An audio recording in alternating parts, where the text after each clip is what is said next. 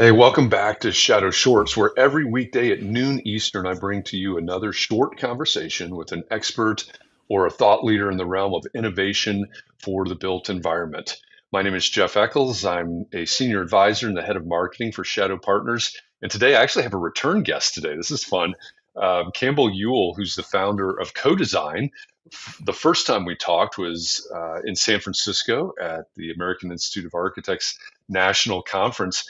And back then it was spaces. There's been a redesign that's happened in between here in the few months since we talked the first time. But I'm excited to have Campbell back today. I really love what they're doing at Codesign, and I love the technology that we're going to talk about today. And we're gonna learn a little bit about startups in the design space. We're gonna learn a little bit about AI, about rebranding, and specifically AI and conceptual design. So, Campbell, welcome back. I'm glad that you're back here. It's going to be fun to have this conversation, and thanks for joining me. That's great, Jeff. Yeah, it's good to be online again. And 3 months since we were in San Francisco. It feels like 3 years, to be It honest. does. We've piled a lot of work in. 3 months is a very long time in the life of a startup. And as you've alluded to, we were talking about spaces. We did have co-design under production, shall we say. It was a project that we'd kicked off earlier in the year. And even at the AIA, we did start putting a few feelers out and showing a few people what we were doing with that. And 2 months ago today, actually, we launched the Codesign brand into the marketplace. And that's been a very busy 2 months since that time. We sort of bookended the rebranding process about 3 weeks ago when we launched the rebranded app. So undertaking a full rebrand of the website, all of the messaging, all of the social media, and all of the app is something that's just a little bit of a challenge to land all on the same day. So we spread that out over 6 weeks, but we're really pleased to have Codesign, the app, in the marketplace. And for those who weren't aware of what Spaces was and what Codesign is the architectural concepting app. It's an app that we've designed for iPad and pencil. We want to bring back the sketchbook in a more digital format for design architects in general. Pull out your iPad and start sketching and have 3D models automatically created and be able to take advantage of what computers do well, which is number crunching. So we can pull a lot of data off the back of those models. So it's a specialist tool that we're producing. We like to say that we fit between pen and paper and the BIM systems that people will be familiar with, like Revit and ArchiCAD. Those systems are highly complex, have a lot of great functions for construction documentation, but when it comes to the freedom of design, they can be a little bit inhibiting. And so we've taken a strong focus with our app to unlock people, not having to think about all of the decisions, but just explore more, design more, just the iterative process, try out an option, throw it away, try something else, go down a different rabbit hole. If you end up having to come back out of it, it's not a problem. You've only spent 5-10 minutes on it. It's not in days, hours type investment of time. So we're really happy with Codesign, and getting the app out has been a huge piece of work for the team, but it's really set the foundation for what we want to do over the next 6 to 12 months with the product. And the first thing that we've been able to release in the last few days is an integrated AI tool into Codesign. Yeah. I mean, to be honest, I'm a little bit jealous because it's, as you know, we were talking about this before we went live. Um, Both of our backgrounds go back to architecture. It's been a long time since I've drawn a line, so to speak. I haven't been in the design side for a long time. Um, and hearing you talk about bringing the sketchbook back, that's what makes me jealous, right? If I had these tools, would I still be designing? No, probably not, right? I'm off on a completely different tangent, but thinking back to when I was still working in firms, that to me is a big disconnect. Yeah, we can sit down and we can model something in Revit with a different, or as you said, ArchiCAD or any of the BIM systems, and we can start to model things out, but it is cumbersome. And having that freedom, brain to paper, essentially, as a digital tool today it makes me jealous, and I'm curious because to me now you've got that link from my brain to the iPad through the pencil that can be taken then even further, but you've integrated AI into it. So what, in that scenario, what's AI doing to help me as I design and as I make that transition from brain to iPad to whichever BIM tool I'm using? Well, I guess that comes right back to the new name that we chose when we went through our recent rebranding, Codesign. Obviously, you can take it literally as a shrunk-up version of conceptual design or concept design. But what we really like about Codesign is the ability to communicate, contextualize, collaborate, all of those sort of co-words sort of that roll off the tongue, or maybe not so good at 6 o'clock in the evening. But the other side of it is that we see the designer as the central point of this, and so we provide our tool as a co-designer. It's not the lead designer. We still believe the architect is the lead designer, that humanity, that human experience, the client relationship is core, and so we've extended that with the AI integration that we've done, and the fact that it's allowed to help you. It's not going to take over the design for you. And we're only at the very start of our journey with AI, but the way it works is that if you've modeled up even a very simple massed form inside Codesign, you can then pull up our AI engine. Anyone who's familiar with these image or text to image type AI generators, you type in a prompt, so you can say that you want to design an office building like Frank Lloyd Wright, for example. You can give it a bit of context, a bit of environmental information. And then we take the image that you've produced in Codesign, and using AI, we come back with some more images, which they look like renderings. We don't want to position it as a rendering tool, because part of the nature of AI is it's kind of completely random. Every time you push go, you will get a different iteration. And from an actual architectural rendering point of view, you need a consistency of response. So the very start of our journey is more just a way of using a computer to take 10 or 20 seconds to give you some more ideas, to take your drawing further and provide some stimulation. So to be a co-partner in the process, to be a co-designer in the process. We've also extended it to our sketchbook. So, I mean, you were talking about sketching and how you would like to be able to do that. We still believe traditional methods are extremely efficient. And so we have a sketchbook inside Codesign where you can essentially take a photo of your model, and then you just have the freedom of sketching over the top of it. It's the traditional tracing paper paradigm that has happened for years on end. You just print out a few blocks and grab the tracing pen and the red marker and scribble over the top. Now, we've got that traditional method. Those sketches, my earphones getting a bit unstuck in this humidity, but we can take those sketches that you've drawn and we can even throw those to AI. So you can draw some very simple line drawings to describe an idea, a perspective drawing, and throw those to the AI and get some quite incredible results. Now, again, they're not there for marketing purposes or presentation purposes. It's an ideation tool. It's all about giving you some creative input, and as you refine the co-design model, then the AI will, you start turning the AI strength down, where it says basically, I want my model to be highly influenced, but I want a little bit of AI to just make it look a little bit sharper. Whereas at the start, you might have your AI strength relatively high, which is basically saying, I want the AI to actually give me some really big ideas. So, I mean, we see it as a lot of fun. It's kind of it's obviously a lot of hype in the market around AI. We like that it's completely integrated into the iPad. You don't need to take a snapshot, export it, upload it to a website, see what those are results like, work out how you store those results, etc. It's all about a single point that you can have that whole ideation process managed from. You need a cloud connection, obviously. We're using cloud computers in the background for AI, so it's part of the app that does require a connection.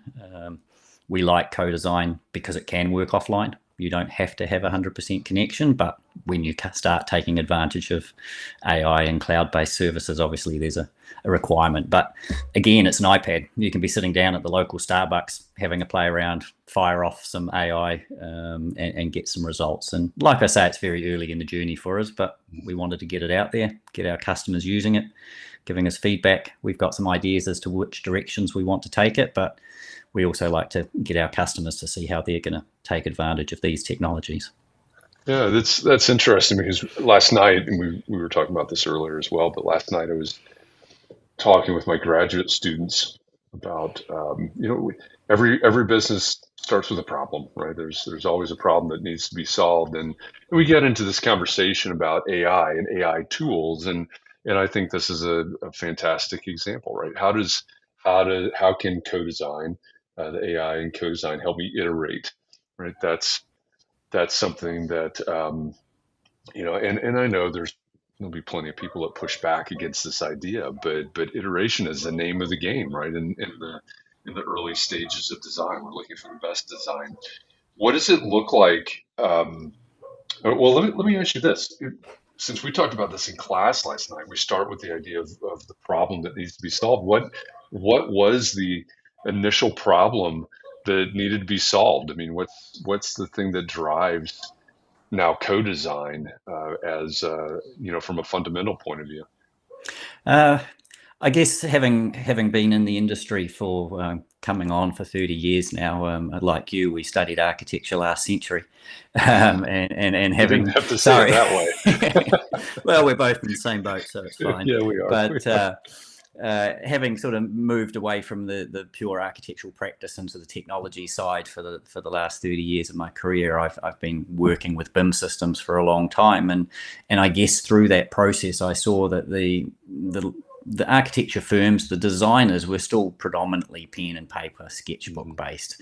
As you alluded to right at the start, Revit and ArchiCAD, they're great tools, and they serve a very important part of the process with the construction documentation side of things. But you really need to have a design intention in mind before you start using them.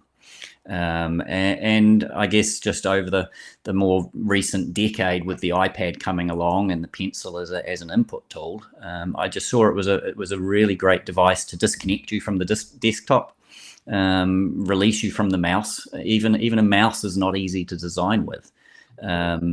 It's not a sketching tool where you can just draw the same line a few times and things like you might do with a pen and paper or a piece of charcoal. And I talked to a number of my former customers from when I was the ArchiCAD distributor in New Zealand, and a lot of them just said, well, that's great, just make it easy enough for me to use. And that again encapsulates a part of it's not an issue around ArchiCAD and Revit, it's just the nature of those systems. They're highly complex. Mm-hmm. And even drawing an element in those systems requires half a dozen or a dozen decisions to be made. Some of them is not meaningless as layers and pen colors and stuff, but they're just sort of things that you're not really even wanting to think about. They slow down creativity. Right. And bringing it right back to a sketch line. And for those who have not used Codesign, it is as simple as drawing 4 strokes on the iPad screen, and as soon as those strokes form a closed shape, you've instantly got a 3D building. I haven't had to think about anything to do with what type of wall that is, what color it is, what level it is. There are some defaults, obviously, that drive the system, but it's just trying to take all of those decisions that really are developed design decisions and removing them from the conceptual process so that it can be fast and free and fluid. Yeah. It seems to me that would absolutely appeal to a lot of architects, and yeah, maybe a lot of older architects that are not as much on the bleeding edge of technology. They'll find a lot of comfort in it, but as a process, this is interesting to me because in a way, what I have in my mind is you're sort of taking a step back to take a step forward, right? Sort of back to tradition to move forward, and now you've got AI as a part of it. What do you see, without asking you to reveal too much about what's coming in the future, but what do you see? Where do you see your tool and tools like yours that are incorporating AI and probably machine learning as well? What do you see the next step? Where do you see this going in the next year to 5 years? Well, I think it was Bill Gates who said that everyone over assumes how much they can achieve in 2 years and under assumes how much they can achieve in 10 years. So if we were to push that timeline out to 10 years, then I would really see that the part of the process that is absolutely ripe for the AI side of things and still maintaining the designer as the core part of the process, is the drawing production part of the process. I don't know many architects who went through architecture school to say, I want to be an architect so that I can sit in front of a computer drawing 1 to 5 construction details 40 hours a week. It's just, it's not why you got into the business. You want to design. And so that's the part of the process. And there's tools coming along that are starting to automate those part of the processes. But machine learning, as you've alluded to, is a core part of that, because artificial intelligence is all based on information in. And how it then gets applied. So you have to start building up drawing standards and all those sort of things. And it can take a long time today for a firm to start taking account of some of these technologies. But even if we just look back 6 months ago, AI has just come along massively rapidly. I was watching a video yesterday from a New York university about AI and just talking about why is it so big now. And it's sort of 2 years ago, you needed a 10 or 5 or 10 computer scientists and $500,000 and some computers to really get into it. Now you need $20, and I mean, get on with it, jump online. I mean, to be honest, our very first prototype of AI, I wrote on the sofa one Sunday afternoon. It had just become so readily accessible that I was like, oh, I want to have some fun. Let's see what we can do with spaces, as it was at the time. And is this a good front end? And there's a lot of things happening there. So I see that there's a huge opportunity for AI. From a co-design point of view, we've got some grand plans with what we want to do. One of the next steps that we're working towards is tighter BIM integration. So we do acknowledge that those systems, ArchiCAD, Revit, Vectorworks, are critical parts of an architecture firm's workflow. And the better we can integrate with them, the stronger connection for using Codesign as a front-end design tool. The other aspect that we're focusing on quite a lot, aside from the downstream workflow, is the front workflow. I mean, we are a conceptual design tool. There's lots of decisions that get made at that part of the process that have a long-term impact on the quality of that building for its life.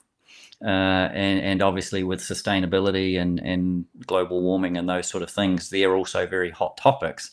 We see a sort of a plethora of these analysis tools that all require some sort of building geometry. Now, by the time you've got a fully created BIM from whatever system, you're so far down the developed design path that getting it analyzed is kind of a bit of a risk, because you sort of go, oh, I don't really want to know if this works or not. It's a bit late. And the days of just adding more air conditioning to something because it's got too much solar gain are gone. You can't just do that these days. You've got to be far more sustainably minded. And so we're working with a few partners where we will use the model that we've got and use the analysis tools that they've got. And one of the ones that we're working on at the moment is an embedded carbon. Now, we're not going to tell you precisely the number of kilograms of embedded carbon per square meter of a building, but being able to get guidance at the early part of the design, being able to have conversations with your client to say, hey, look, here's... Screen went completely off at that stage. There we go. You're back. Well, being able to have a conversation with the client about, hey, look, we can do 3 or 4 low-rise buildings and we can build them out of timber, and this would be the carbon impact. Or if you want to, we can concentrate them as fewer, taller buildings, but then we have to start introducing concrete or steel, and that's the impact.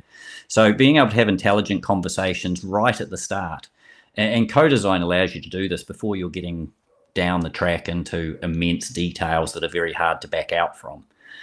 Being able to show a customer of even a small university campus with a low-rise model or a high-rise model, and be able to have intelligent conversations about this is how it works and this is the carbon. Those are big things, and that's where we're concentrating. And again, it comes back to our name of Codesign. There's a whole lot of inputs.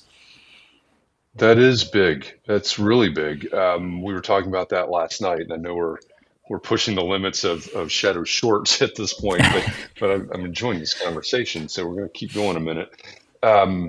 We were talking about that last night in class, right?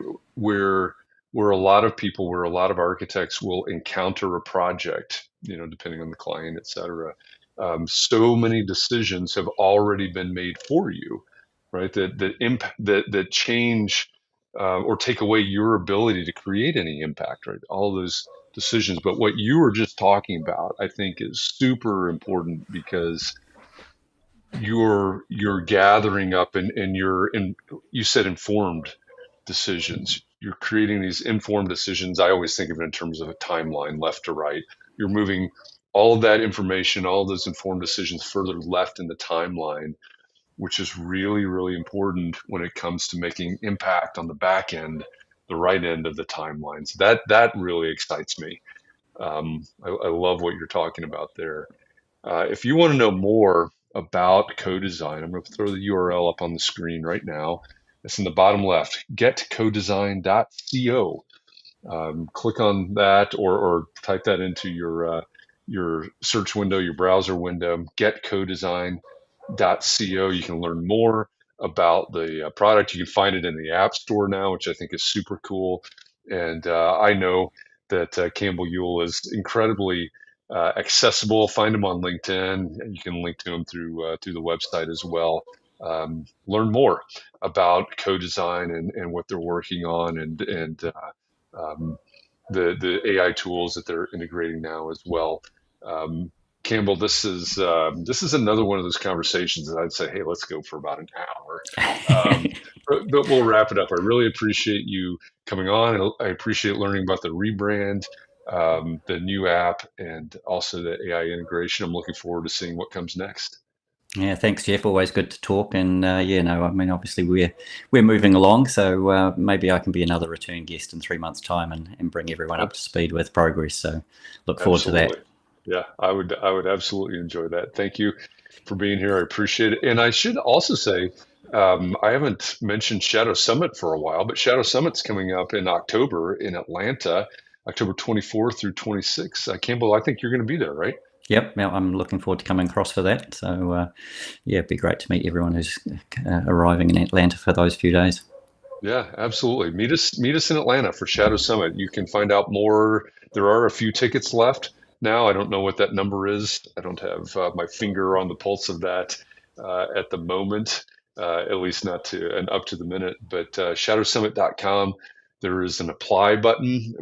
It is a curated audience and a highly curated event. And we call it a summit because it's meant to be conversations that set the direction, set the things that AEC and CRE leaders are paying attention to in 2024. So check it out, shadowsummit.com. Go to Atlanta. You can meet Campbell. You can meet me, and we'll be happy to talk more about co-design and AI, machine learning, industrialized construction. I know is going to be a big topic. There's going to be a lot of good conversations there at the summit, and don't forget to go to Codesign, getcodesign.co, and learn more about Codesign, the product. So with that, thank you. Thanks, Campbell. Thank you, Jeff. Thanks to all of you in the audience. I'll be back again tomorrow, noon Eastern, with another Shadow Short. Until then, have a great day.